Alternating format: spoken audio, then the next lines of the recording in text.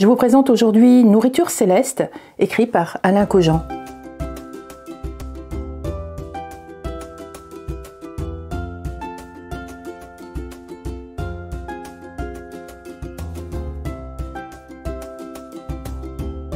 Bonjour à tous et bienvenue. Je suis très heureuse de vous présenter aujourd'hui ce très beau livre, Nourriture céleste, l'éveil d'un pionnier de la restauration, écrit par Alain Cogent, édité par Mama Édition, qui coûte 25 €.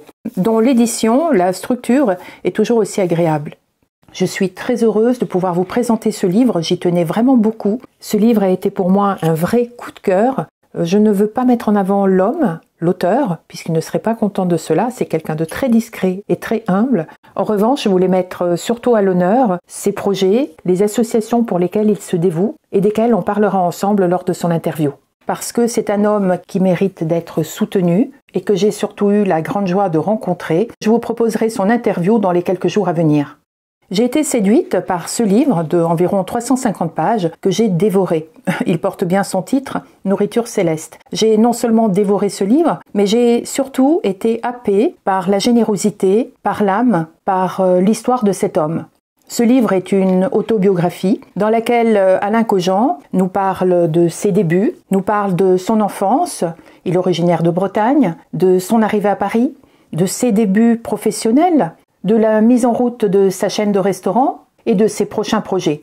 Cela étant l'une des trames, l'un des axes de ce livre, qui montre un homme cartésien mais énormément tourné vers autrui, vers les autres. La dernière partie du livre va évoquer et expliquer cette évolution spirituelle de l'auteur. Alain Cogent a pratiqué la méditation pendant plusieurs années. Ensuite, il a été happé par le quotidien et la vie professionnelle. Mais c'est le décès de ses parents, à quelques mois d'intervalle, et surtout le décès de sa maman, qui va en quelque sorte le réveiller. Il fera alors appel à différents médiums qui vont lui donner surtout la certitude de l'après-vie. Et cela va être le début pour lui d'une grande histoire. Une histoire qui se relie à l'invisible, qui se relie aux synchronicités, qui se relie à énormément de messages qu'il a reçus et qui se relie surtout à ses guides spirituels.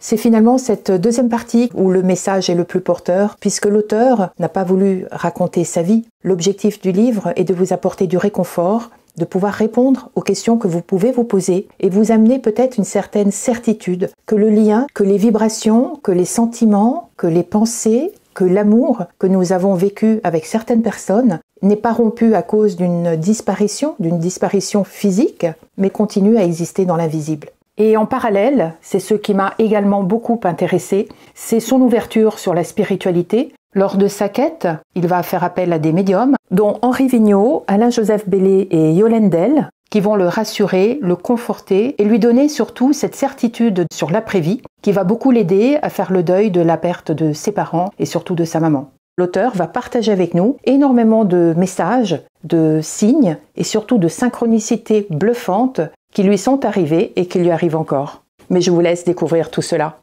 D'ailleurs, pour l'auteur, le fait de prononcer des phrases ou des mots positifs ou négatifs va faire en sorte à attirer à nous des événements, puisque le positif et le négatif émettent des vibrations. Il y a une phrase de Bouddha qu'il cite, c'est celle-ci: « Tout ce que nous sommes est le résultat de ce que nous avons pensé », ce qui donne une idée de sa méthode de pensée.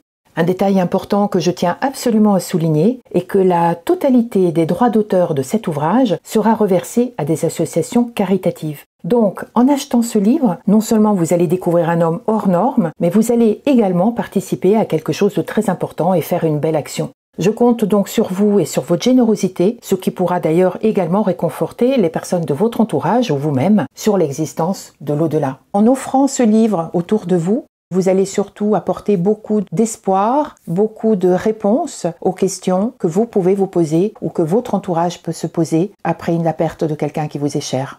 Je vous donne rendez-vous dans quelques jours pour écouter l'interview avec Alain Cogent. Vous pouvez liker et commenter cette vidéo et vous abonner sur ma chaîne YouTube ou mon compte Instagram. En ce qui me concerne, je vous dis à très bientôt. Au revoir.